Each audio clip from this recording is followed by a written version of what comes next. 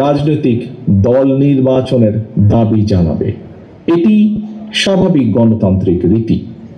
অথচ আমরা খেয়াল করছি গত কিছুদিন ধরে অত্যন্ত সুকৌশলে দেশে এমন একটি আবহাওয়া তৈরির অপচেষ্টা চলছে, যেখানে নির্বাচন অনুষ্ঠানের দাবি করাটাই যেন একটি অপরাধ। জাতীয় নির্বাচন অনুষ্ঠান নিয়ে অবজ্ঞা সূচক বক্তব্য মন্তব্য কিন্তু পলাতক স্বৈরাচারকেই আনন্দ দেয়। অপরপক্ষে এটি গণতান্ত্রিকামী জনগণের জন্য কিন্তু অপমানজনক।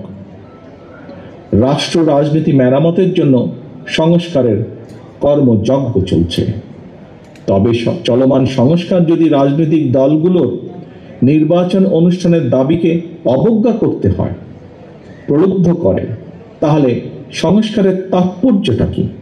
এটি বহু মানুষের প্রশ্ন। আজ দেশের প্রতিটি রাজনৈতিক দল সংস্কারের পক্ষে, তারপরেও সংস্কার নিয়ে অন্তর্বর্তীকালীন সরকার কেন এত সময় ক্ষেপণ করছেন, এ নিয়েও জনগণের মনে ধীরে ধীরে প্রশ্ন বেড়েই চলেছে।